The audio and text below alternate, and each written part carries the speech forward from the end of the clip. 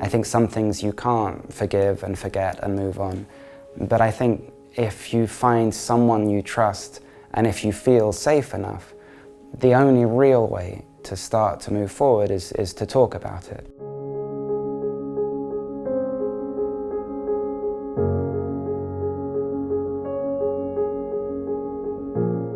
One in every two, in fact, over half of all sexual assaults that are reported to the police are against children. Over half. I mean, if you think about that for a minute and you think how few reports are actually filed, of course the real number is much bigger, thousands and thousands and thousands every year. And so together with Save the Children, we have a new law that is ready, and it covers everything. It deals with prescripción, it has a deep reform of the judicial system. It gives training, better training for judges and police and parents and teachers. It looks after the victims of child abuse much, much better. I do still have faith that it will go before Congress and it will be passed, because I think in this country there has to be a change. I mean, if we really knew the reality of what was happening with children in this country, we would all feel deeply ashamed. It's perfectly doable, it's perfectly achievable. I think we just need a little time to get it in front of Congress, and then I can't imagine any politician in Spain who would have a problem with this law. And if they did have a problem with it, I would argue that they're not really fit to be politicians. I don't think you can kind of get over it completely. I really don't. I mean, I wish you could. We have an expression in English, I'm sure you have a similar one in Spain, that they say time heals all wounds, and it doesn't. It's a lie. It doesn't heal all wounds. You're talking with someone, maybe not someone in your family, maybe a therapist or a teacher or a friend, is a very important first step. But if you're asking for advice, for consejo, I would say be very careful who you choose to talk with, and go very slowly.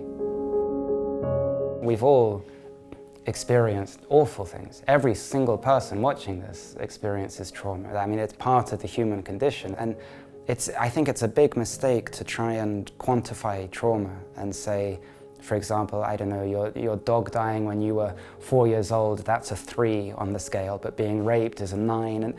And trauma is trauma, and how we respond to that is very, very personal. We all have to accept that's part of what makes us human, and it's uncomfortable and it's painful and it's horrible. I think you only have to open a newspaper to realize that there is no maximum level of shit in this world. It just seems to be getting worse and worse, and even more reason to find something to escape in. Obviously, we all have bad days. I have days where nothing is good, or nothing seems good. But most of my days I can choose to focus on really lovely things. There are always moments that you can find that are kind of beautiful. And I think in a world where everything is so fast and so aggressive and so instant, just being able to find 20 seconds or a minute of something just calm and beautiful and focusing on that, actually, I mean, it really helps me. It's changed everything. Moving to Spain is, I think, probably the best decision I've ever made. I mean, have you ever been to London? Everything is better here. It wasn't brave, it was a bit scary because I didn't know anyone here, and I only spoke, I think, 3 words of Spanish when I moved, but I've been here 2 years and I feel more calm and happier here than I ever have before, and that's all because of Spain, I think. All of these composers were revolutionary.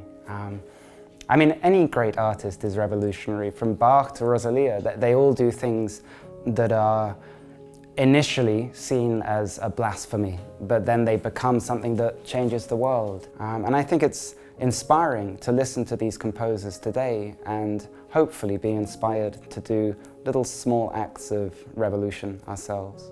Creo que la música para todo el mundo es algo que puede salvar tu vida. Una vida sin música sería, I mean, inconceivable.